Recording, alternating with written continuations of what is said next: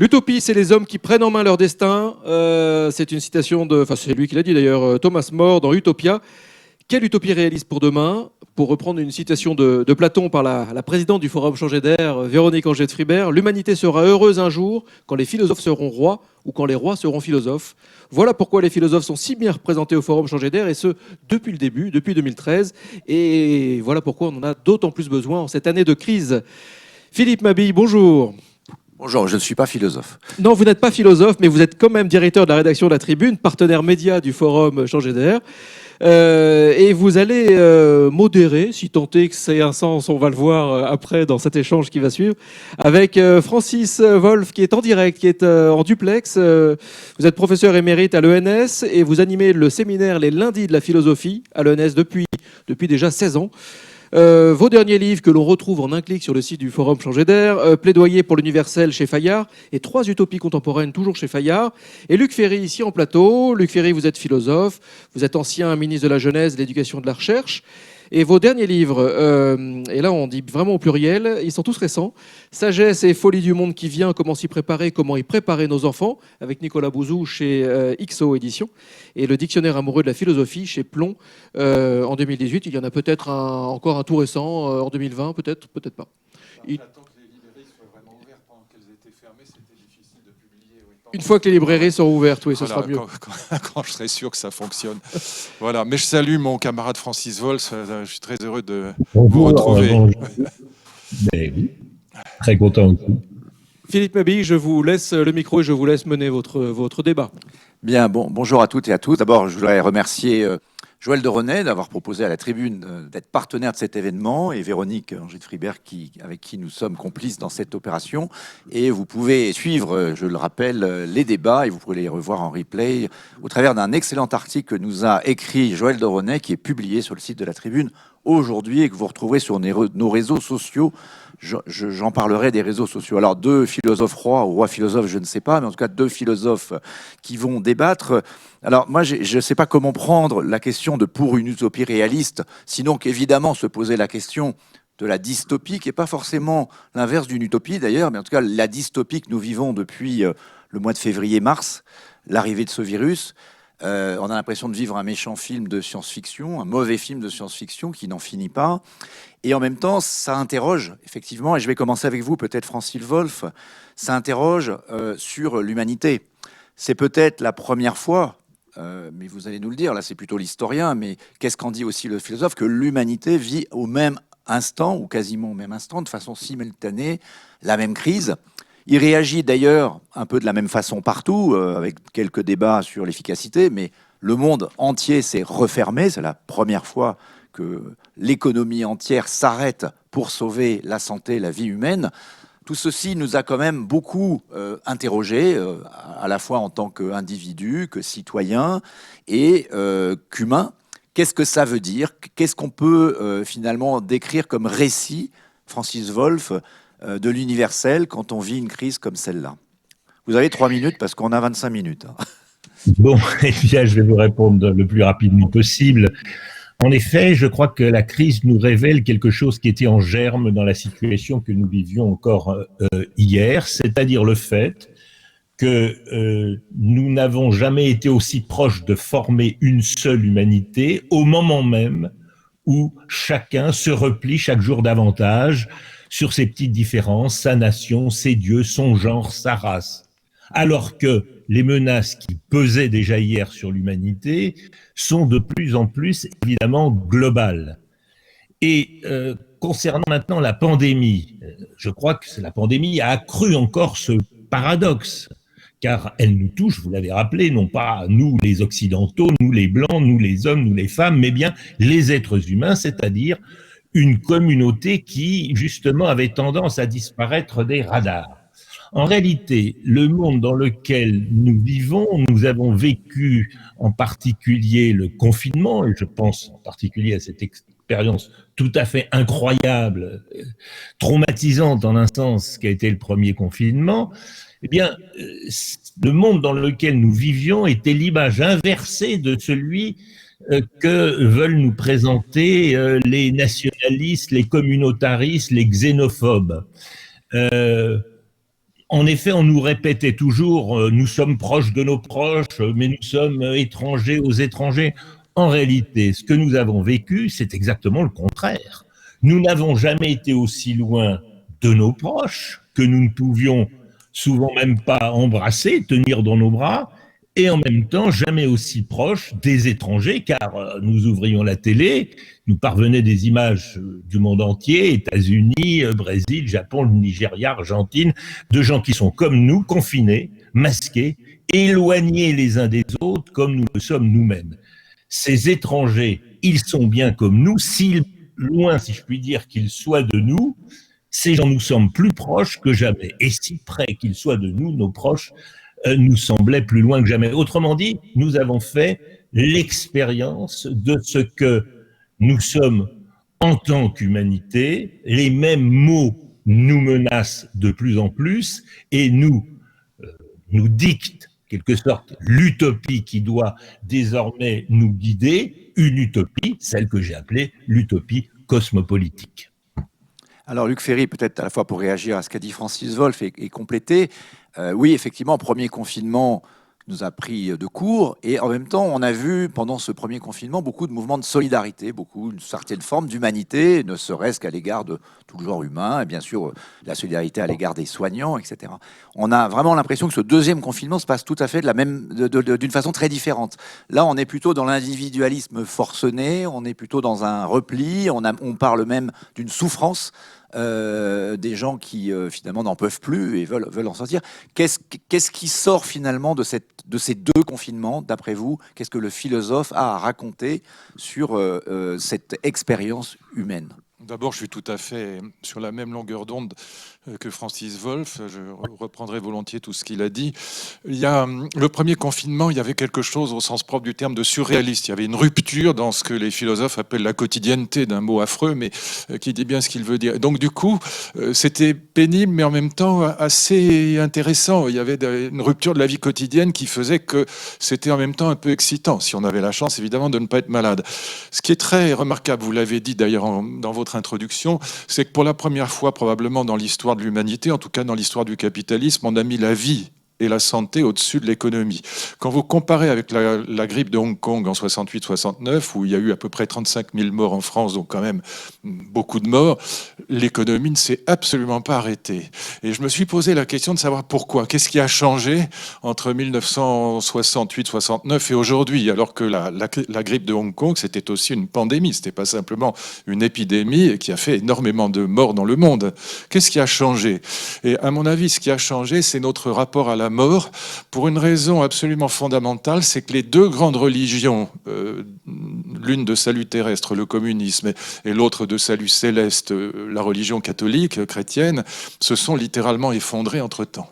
Et ça a changé complètement notre rapport à la mort, parce qu'il y avait 25% de communistes quand j'étais gamin, dans les années 60, il reste 2% aujourd'hui. Ils sont au niveau du parti animaliste. Et il y avait en France 45 000 prêtres catholiques dans les années 50, il en reste aujourd'hui 5 000. Il y avait 85% de catholiques en France, il en reste 40%. Et je pourrais vous donner d'autres chiffres. 4% seulement des catholiques vont à la messe régulièrement le dimanche. Et donc ce rapport à la mort a changé parce que nous ne sommes plus protégés par les filets de sécurité des grandes religions terrestres ou célestes, qui étaient au fond des grandes causes transcendantes, supérieures à la limite même à la vie humaine. Et donc c'est ça qui a fondamentalement changé.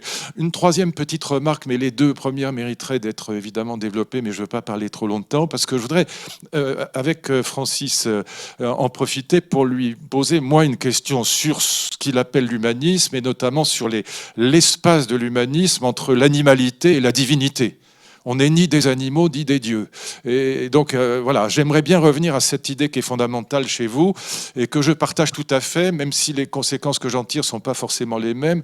Mais je trouve que la définition de l'espace de l'humanisme que vous donnez est la bonne et ça m'intéresse énormément. Mais une dernière remarque, très brève, contrairement à ce que les écologistes notamment ont dit, c'est une formidable victoire et non pas une faille de la mondialisation. Vous êtes à la Tribune, donc journal économique s'il en est. c'est quand même très remarquable qu'on a mis pratiquement à peine 1 an à trouver un vaccin, en plus un vaccin très nouveau. Moi j'ai fait 3 ans de biologie, c'est vraiment passionnant. Ce vaccin ARN est absolument génial. On a mis 10 ans pour trouver une parade au sida. Et là, c'est grâce à la mondialisation. Quand vous regardez Pfizer et BioNTech, donc l'Amérique d'un côté, Allemagne de l'autre, pratiquement tous les pays du monde, jusqu'à l'Afrique du Sud, la Belgique, la France, l'Allemagne, les États-Unis, le Luxembourg, tout a été mobilisé pour développer, tester ce vaccin dans une firme qui elle-même est complètement multinationale. Et donc, contrairement à ce qu'on dit, cette mondialisation libérale, elle a été le vecteur du succès, en l'occurrence du vaccin. Et c'est pas elle qui a été la cause non plus de la maladie, puisque la maladie, on le sait aujourd'hui, c'est pas le pangolin. Là, le camarade Onfray c'est tout à fait trompé. C'est pas le pangolin le responsable, c'est vraiment la chauve-souris, vraisemblablement. En tout cas, pas ce malheureux pangolin. En tout cas, ce qui est clair, c'est que la pandémie, elle est venue de marchés chinois. Moi, je connais bien la Chine, complètement archaïque, dans lesquels on a des animaux sauvages. Mais il faut évidemment pas manger ces bestioles pour un tas de raisons. Mais c'est venu de marchés complètement archaïques dans un pays communiste. Donc, c'est absolument pas la mondialisation libérale qui a été le vecteur. Et on sait très bien que les grandes pestes du Moyen-Âge, il a suffi de 3 ou 4 bateaux pour les transporter et elles ont fait jusqu'à parfois la disparition de 30% de l'humanité européenne. Donc, je m'arrête là-dessus, mais c'est vraiment 3 remarques qui sont liées. Il faudrait montrer comment la santé et la vie au-dessus de l'économique, la grande différence avec la période des années 60 parce que les religions sont effondrées, le rapport à la mort a changé et, contrairement à ce qu'on dit, une vraie victoire de la mondialisation. Francis Wolf, peut-être, alors sur l'interpellation initiale de J'aimerais bien de vous Luc entendre Ferry. là-dessus, en profiter, parce que je trouve ça hyper intéressant. Oui, Luc. Alors, je réponds quand même aux 2 autres remarques très rapidement. Qu'est-ce qui a changé, en effet, en un demi-siècle, en dehors des points que vous avez soulevés qui sont très importants? Eh bien, la Chine n'est plus la même. La Chine est rentrée dans le concert des nations, si je puis dire.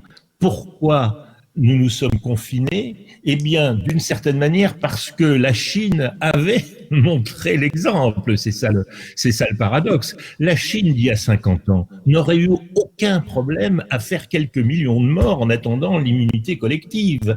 Mais le fait que la Chine rentre progressivement dans ce que vous appelez la mondialisation et ce qui va de pair avec la conscience par chacun de plus en plus grande de son humanité, de sa personnalité, a fait que cette Chine d'aujourd'hui ne pouvait plus se permettre ce qu'elle s'est permis lors du grand bond en avant, ou lorsque la Russie stalinienne s'est permis lors de l'Homolodor, c'est-à-dire, bon, ben on aura quelques millions de morts et on s'en fiche. Non, cette ouverture de la Chine, évidemment bien précaire encore, a été le point de départ qui nous a d'une certaine manière paradoxalement montré l'exemple. C'est une immense différence avec la situation dans laquelle nous étions.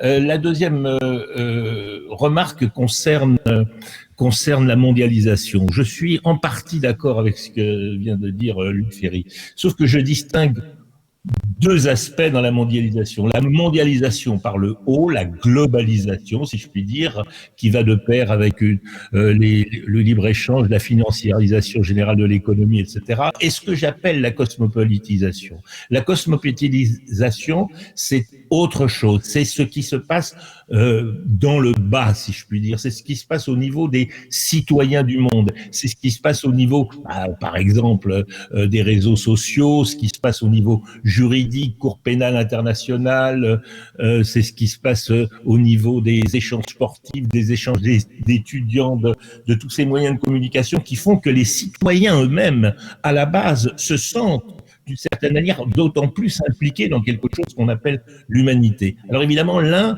est le complémentaire de l'autre. Mais le problème, c'est que les êtres humains qui sont d'une certaine manière connectés avec toute la planète se sentent aussi rejetés par ce qu'ils appellent la mondialisation, la globalisation, dont ils craignent, et parfois à juste titre, qu'elle écrase les différences culturelles, qu'elle écrase leurs spécificités, qu'elle écrase leurs identités. De là ces réflexes xénophobes auxquels on assiste souvent. Maintenant, quant à l'interpellation que m'a faite Luc concernant la manière dont je vois l'humanisme aujourd'hui, en effet, je l'ai défini par différence avec ce qui le menace de part et d'autre. Je l'ai dit à diverses reprises. Dans l'Antiquité, l'humanité était définie par deux différences. D'un côté, les hommes se distinguaient de ce qu'il y avait au-dessus d'eux, des dieux, et de ce qu'il y avait en dessous d'eux, des bêtes. Et ils partageaient avec les uns et avec les autres quelques traits. Ils étaient rationnels comme les dieux, mais ils étaient mortels comme les animaux. Ils ne pouvaient non être ni immortels, comme veulent nous faire croire le transhumanisme, ni se réduire à des bêtes irrationnelles, comme veut nous faire croire certaines idéologies antispécistes. Donc, c'est ça que nous sommes en train de perdre, c'est ça qui est menacé. Ce qui est menacé, c'est ce qui menace une vraie utopie humaniste, c'est-à-dire une utopie cosmopolitique. Ce sont ces deux utopies qui remettent en question l'idée que nous formons une communauté morale, et une seule communauté morale, celle des êtres humains. Alors, Francis Wolf, merci, bien sûr, pour ce que vous avez dit. Peut-être pour prolonger le débat, parce qu'on a peu de temps, on a encore un quart d'heure, avec Luc Ferry, sur une autre question. Finalement, ce qu'on voit aussi, parce que notre thème, c'est finalement, est-ce qu'on assiste à une période où on voit s'éteindre la lumière, ou plutôt les lumières, avec un grand L. C'est cette crise, mais ça ne date pas bien sûr de cette crise, mais peut-être y a-t-il une exacerbation, et notamment via la mondialisation que permettent les réseaux sociaux, a fait naître, ou en tout cas prospérer un courant complotiste, au point que on vient de voir des millions de vues sur un film dont je ne veux pas faire la promotion ici, mais qui s'appelle Hold Up, et qui suscite beaucoup de débats sur finalement, est-ce que tout ça ne serait pas venu d'en haut, on nous aurait importé un virus pour venir nous reprendre le contrôle, nous implanter des puces au travers des vaccins, et ce que le monde de Davos et du World Economic Forum appellent, puisque ça sera leur conférence de l'année prochaine sur l'économie, le Great Reset. Finalement, est-ce que le capitalisme finalement n'a pas cherché à se sauver au travers de cette crise sanitaire qui a provoqué finalement une mise sous cloche de toute l'humanité? Alors Luc Ferry, face à ce débat finalement sur qu'est-ce que la vérité, qu'est-ce que l'utopie, quelle est l'utopie réaliste comment est-ce qu'on peut faire pour réconcilier les gens avec la vérité? Ou est-ce qu'on a perdu ce combat finalement et on est aujourd'hui obligé de construire un autre récit, celui peut-être d'une polarisation entre, on le voit bien dans tous les pays, entre ceux qui croient, les élites, et ceux qui ne les croient plus? Non, mais ce qui est vrai, on l'a vu avec la période de Trump, c'est que le storytelling, pour parler en bon français, l'art de raconter des choses est plus important que la vérité. Donc ça, c'est aussi lié à la puissance des réseaux sociaux. J'ai pas envie de faire la pub de ce documentaire qui est vraiment tout ce que je peux détester sur le plan intellectuel. Si vous le permettez quand même, parce que je pense que le débat sur l'espace de l'humanisme entre animalité et divinité est très important, et je suis sur le fond exactement sur la même longueur d'onde, et en même temps avec des nuances qui sont importantes par rapport à Francis Wolf. Il y a aujourd'hui, et Francis le sait comme moi, une tentation continuiste qui est très forte entre animalité et humanité, pour des raisons qui sont liées d'ailleurs au matérialisme philosophique. J'ai eu ce débat avec un de nos amis très chers, qui est André Comte-Sponville, et c'est vrai que du point de vue d'un matérialiste, il y a une continuité entre les mammifères, et qu'on est des animaux comme les autres, des animaux humains, comme on dit volontiers en anglais, en américain, et donc pour un matérialiste, il y a une continuité entre animalité et humanité. Et quand on regarde évidemment, par exemple, les travaux de Tomasello, moi que j'aime beaucoup, il y a en vérité, à mes yeux en tout cas, et là je pense qu'on est sur la même longueur d'onde, une rupture radicale sur certains points entre humanité et animalité. Mais c'est un vrai débat. En tout cas, la tentation aujourd'hui, elle est continuiste. On veut animaliser l'humain et humaniser l'animal, et on va chercher chez les animaux des embryons de spiritualité, de culture, d'éducation, etc. Bon. Et puis de l'autre côté, moi je me souviens que dans l'Odyssée d'Homère, qui est un de mes livres de chevet, si je puis dire, il y a ce moment où la belle Calypso propose à Ulysse l'immortalité, ce qu'on pourrait appeler en grec l'apothéose, devenir un dieu, et Ulysse refuse parce qu'il veut rester un humain. Et donc il pense que l'humanité ne doit pas se confondre ni avec l'animalité, ni avec la divinité. Et là-dessus, nous sommes tout à fait sur la même longueur d'onde. Néanmoins, sur la question du transhumanisme, c'est pas simplement une question de mots, mais c'est aussi une question de mots. Il faut absolument distinguer, cher Francis, entre un certain courant transhumaniste et puis ce qu'on pourrait appeler le post-humanisme. C'est pas du tout la même chose. Il y a un courant transhumaniste qui est complètement humaniste et qui consiste simplement à dire que on peut et on doit, si on peut le faire, lutter contre le vieillissement et augmenter la longévité humaine, ce qu'on pour l'instant n'a jamais réussi à faire. Mais on est en train d'y arriver. Et ça n'a aucun rapport avec la quête de l'immortalité qui est absurde. En revanche, les post-humanistes, ils veulent fabriquer ce qu'on appelle une intelligence artificielle forte. Et là, il y a des entreprises, aussi bien en Europe qu'aux États-Unis, en Chine surtout, qui y travaillent. Et là, le post-humanisme est complètement délirant. En revanche, le projet d'augmenter vraiment la longévité humaine, je suis à fond pour. Je pense qu'une mort à 120 ans, c'est une mort précoce. Et qu'on est beaucoup moins con à 80 ans, sauf que malheureusement, quelquefois, on a perdu quelques neurones. En tout cas, ils se sont abîmés, notamment les terminaisons, qu'à 20 ans. Et donc, je pense qu'au fond, si on pouvait vivre 150 ou 200 ans, ça ne me gênerait pas en aucun cas. Mais évidemment que la quête de l'immortalité est absurde parce que tant qu'on sera incarné, comme le disait mon ami Jean-Didier Vincent, un de nos grands biologistes, dans un corps biologique, on finira toujours par mourir. Exactement comme il disait, comme sur le modèle du service à thé de la grand-mère, il y a toujours quelqu'un qui fait tomber la tasse par terre et elle se casse. Et donc tant qu'on sera incarné, et à mon avis on sera toujours incarné dans un corps biologique, on sera évidemment mortel. Mais en revanche, ce qu'a découvert, je m'arrête là, ce serait trop long, mais je vous conseille vraiment de regarder ça parce que c'est génial et c'est vraiment un vrai sujet. Ça n'a rien à voir avec la quête stupide de l'IA forte ou de l'immortalité. Depuis le prix Nobel 2012, Shinya Yamanaka, on a découvert la possibilité d'inverser le processus de vieillissement cellulaire. Donc on a réussi à transformer des cellules d'adultes, donc des cellules différenciées, en cellules totipotentes induites. Et mon ami Jean-Marc Lemaître, et donc je vous conseille de regarder sa TED conférence, ça dure un quart d'heure, c'est génial. Jean-Marc Lemaître a réussi à faire la même chose avec des cellules sénescentes de centenaires. Et ça, je trouve que c'est formidable. C'est pas du tout anti-humaniste, c'est l'inverse. Et ça fait bien partie du projet transhumaniste. Donc il faut absolument distinguer à l'intérieur de ce projet entre des gens sérieux, des vrais scientifiques qui veulent simplement augmenter la longévité humaine, et puis de l'autre, en bonne santé bien sûr, sinon ça n'a aucun intérêt, et puis de l'autre, les discours délirants sur le fait qu'on va télécharger notre conscience sur une clé USB et qu'on va fabriquer des cerveaux, des neurones artificiels qui produiront de la conscience, ce à quoi je ne crois évidemment pas. Mais je pense que les deux projets sont complètement différents. L'un est humaniste, l'autre est anti-humaniste. Mais ça remet pas en cause vos catégories fondamentales.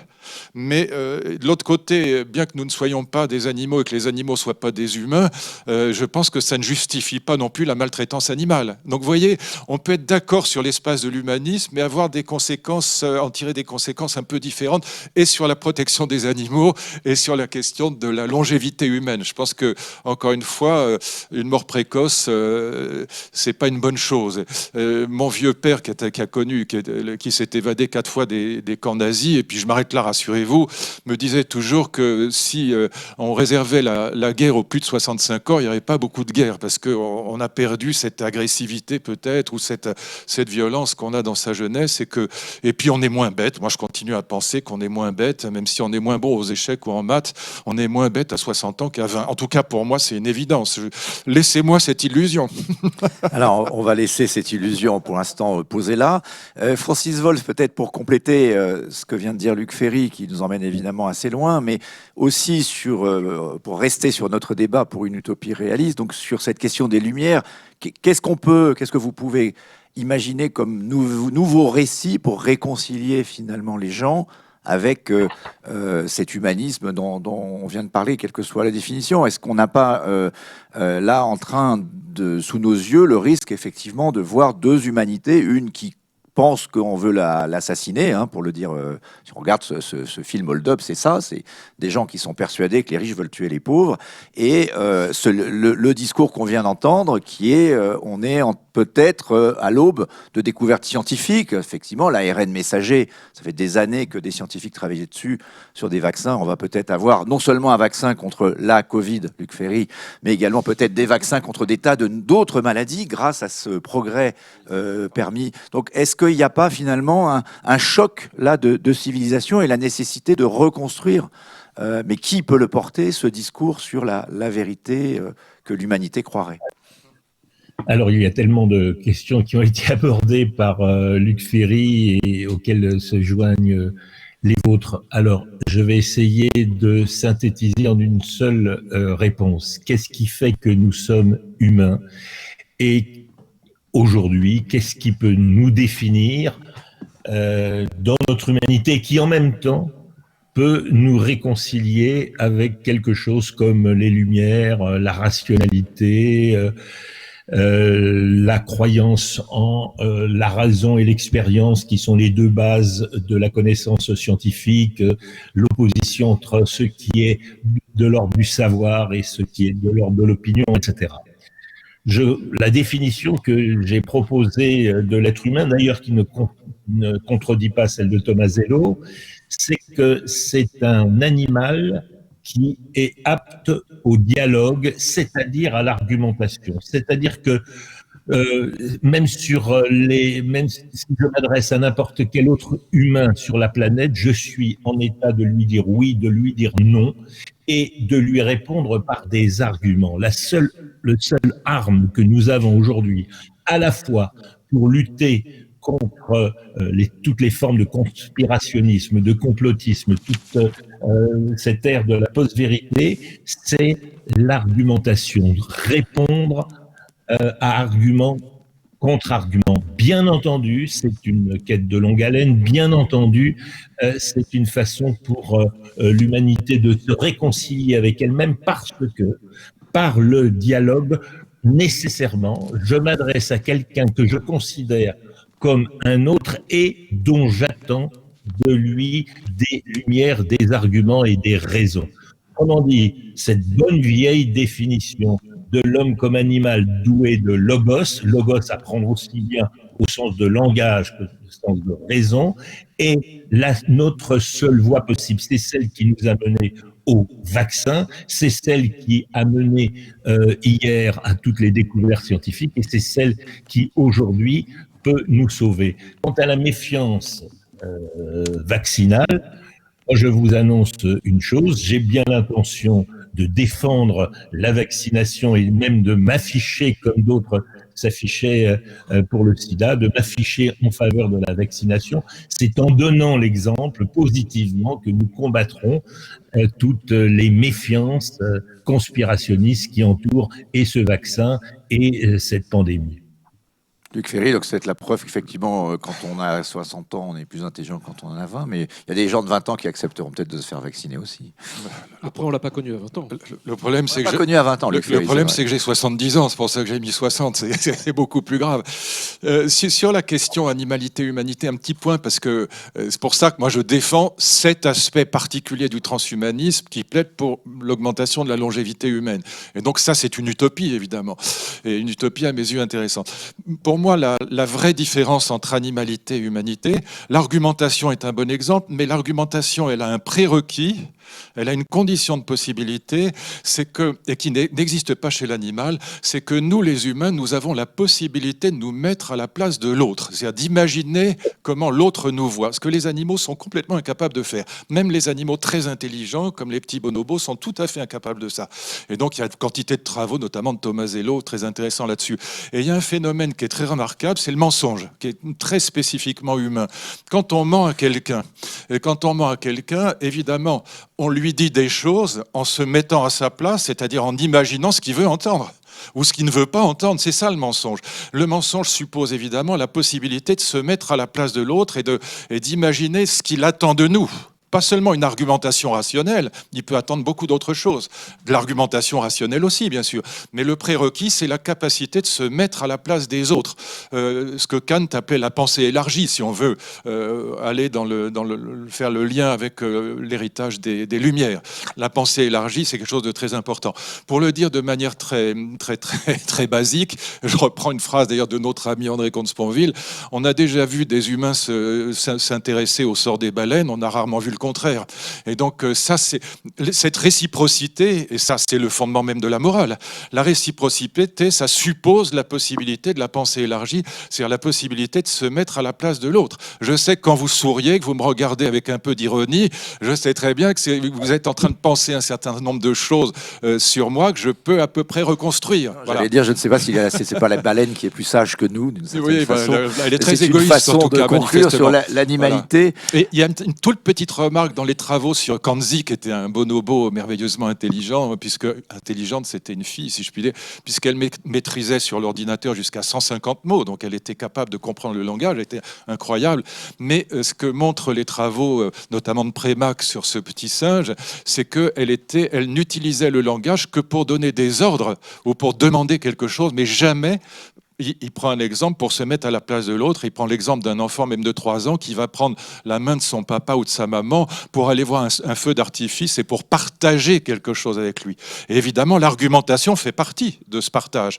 Mais pas seulement, il y a 1000 autres choses. Il peut y avoir l'humour, l'ironie, les passions, il y a 1000 choses. Ce débat pourrait durer 3 heures et Oui, malheureusement, on nous demande de l'arrêter. Je terminerai juste par une question que je me suis posée, mais je n'ai pas trouvé la réponse, mais je vous la suggère. Je me suis demandé quelle était la première fake news de l'histoire et j'ai pas vraiment trouvé. Je me suis dit c'est peut-être né avec l'imprimerie, je dis ça avec ma casquette de journaliste. Luc Ferry, si vous avez une réponse, bah vraiment du tac au tac, oui. hein, une Non, idée. c'est Caïn, et je pense que c'est Caïn et Abel, en tout cas dans l'histoire Caïn et Abel. écrite. Je pense que c'est là que ça Francis Wolf, commence à mentir. vous avez une fake news à part celle-là? Ah oui, tu ne mangeras pas de l'arbre du bien et du mal, c'est quand même une fake news. On va conclure là-dessus sur l'humanité, l'animalité, ça me paraît une très belle performance. Merci, on vous rend le micro. Merci à vous. Merci Philippe Mabille, merci à vos invités, merci Luc Ferry. On vous retrouve tout à l'heure à 15h. On fait une grande pause. Après un tel débat, il faut faire une grande pause. On se retrouve donc à 15h avec des personnalités comme Cynthia Fleury, comme Étienne Klein, Gabriel Alper, Nils Osmanov, Pascal Pic, Tarek Oubrou, etc., etc. Le programme est fantastique. À tout à l'heure. Bon appétit.